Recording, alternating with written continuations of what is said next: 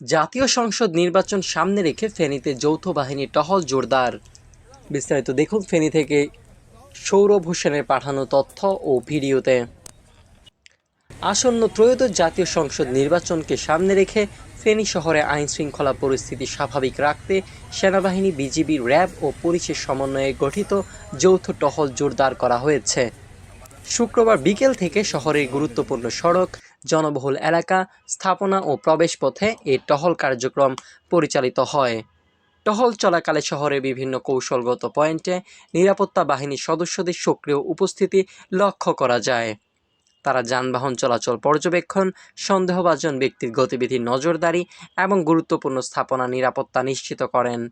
বিশেষ করে বাজার এলাকা, বাস স্ট্যান্ড, প্রশাসনিক অঞ্চল ও প্রধান সড়কগুলোতে বাড়তি সতর্কতা নেওয়া হয়।